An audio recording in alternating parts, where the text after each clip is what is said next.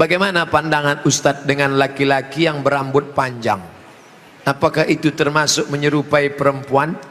Saya belajar ke salah seorang syekh. Ketika itu ada yang nanya, "Syekh, apa betul Nabi Muhammad itu rambutnya panjang?" Maka syekh menjawab, Nabi Muhammad itu tinggalnya di gurun pasir. Gurun pasir itu cuacanya panas. Maka kalau rambutnya pendek, nanti cahaya matahari kena ke kepala, maka dia bisa pusing, panas, dehidrasi, kurang cairan. Makanya Bapak Ibu ketika di Makkah disuruh pakai topi, pakai payung supaya jangan kena panas.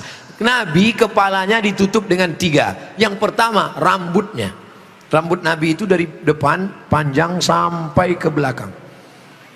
Yang kedua ditutup dengan qalansuah, topi.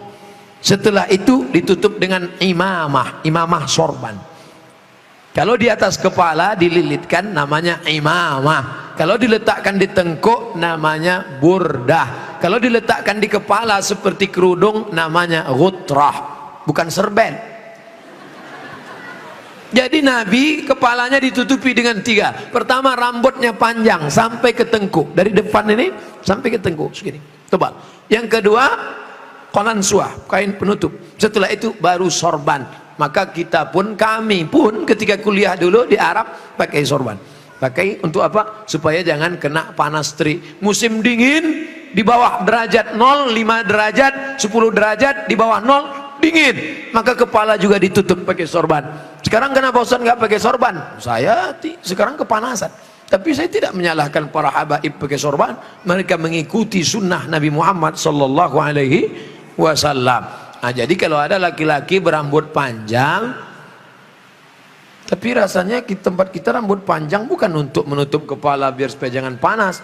Justru tempat kita makin rambut panjang makin kepanasan, ketombe. Jadi kira-kira rambut panjangnya kenapa? Kenapa rambut panjang? Ini. Tapi tidak semua yang berambut panjang itu karena mengikuti perempuan. Jadi tidak bisa kita hukum serta-merta kalau rambut panjang LGBT. Enggak. Maka yang LGBT itu kalau menyerupai perempuan, la'anallahul mutasyabbihin minar rijal bin nisa. Allah melaknat laki-laki yang menyerupai perempuan dan perempuan yang menyerupai laki-laki. Mudah-mudahan anak kita terjaga dari LGBT. Tapi sebetulnya LGBT itu nama yang terlalu keren. Orang malah bangga sekarang disebut itu LGBT, itu bangga. Saya tidak setuju dengan LGBT, tapi saya malu mau nyebutnya di depan para kiai. Boleh saya sebut? Jangan sebut LGBT. Buat sebut nama yang mengejek, merendahkan, menghinakan. Apa namanya? PLT, penyuka lobang tai. Itu yang cocok bagi mereka. Kotor, najis. Zaman Nabi LGBT ini hukumannya man wajadtumuhu ya'malu amala qaumi Lut.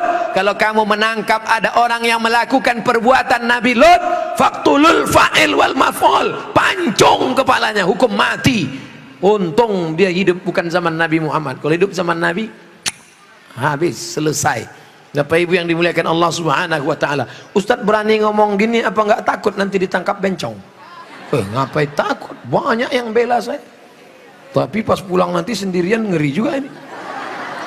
Insyaallah, wa ta'awanu 'alal birri wat taqwa, saling tolong menolong dalam kebaikan dan ketakwaan, wala ta'awanu 'alal itsmi wal udwan. Ingatlah saudaraku, ada satu kampung namanya kaum Sadum. Pernah dengar kata Sadum? Dari kata Sadum inilah muncul istilah sodomi. Sodomi artinya perbuatan orang Sadum, umat Nabi Lut. Bagaimana hukuman Allah? Ja'alna 'aliyaha safilaha.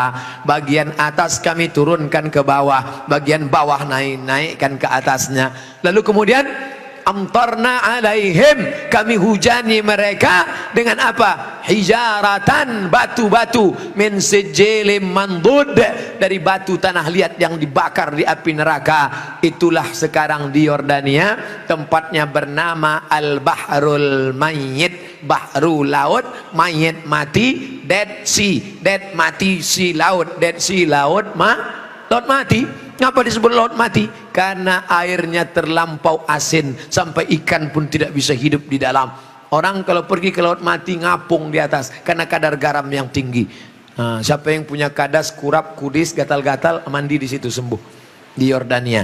Bapak Ibu yang dimuliakan Allah Subhanahu wa taala, Pompei salah satu kampung yang diisi oleh homo. Lalu kemudian datang lahar dari bukit turun ke bawah, rata dengan tanah, sampai mereka berubah menjadi patung-patung batu karena ditimpa oleh lahar. Tidak sempat merubah ekspresi wajah orang homo yang mati dalam keadaan melakukan hubungan seksual terlarang, tak sempat merubah dari wajah kesakitan dengan wajah penderitaan. Begitu yang dialami masyarakat Pompei. Oleh sebab itu kita berdakwah, mengajak bukan karena benci, tapi karena ingin menyelamatkan supaya kita selamat. La ta'murunna bil ma'ruf, ajak mereka berbuat baik, wala tanhauna 'anil munkar, larang mereka jangan sampai melakukan perbuatan mungkar. Kalau kamu diam saja, aku tidak khawatir, kata Sayyidina Ali, aku tidak khawatir tentang betul dan batil, batil dan betul, karena dunia ini isinya betul dan batil. Yang aku khawatirkan adalah ketika kebatilan merajalela, orang yang betul diam.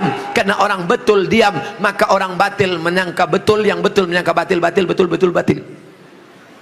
Orang yang betul diam, ibu yang betul diam, bapak yang betul diam, yang batil berkuar. Akhirnya yang batil merasa betul, orang yang betul diam 1000 bahasa. As-sakitu anil haq syaitan akhras. Orang yang betul tapi diam melihat kebenaran diinjak-injak, dia adalah syaitan akhras, setan bisu. Begitu kata Imam Abu Ali Ad-Daqqaq yang dikutip oleh Imam An-Nawawi dalam kitab Al-Minhaj Syarah Sahih Muslim Ibn Al-Hajjaj. Maka bersuaralah saudaraku, anak-anak muda, lawan kemungkaran ini. Terus berperang dengan HP-mu adalah senjata, bukan menebarkan kebencian, bukan menebarkan hoax, tapi dalam rangka watawasau bil haq watawasau bis sabr.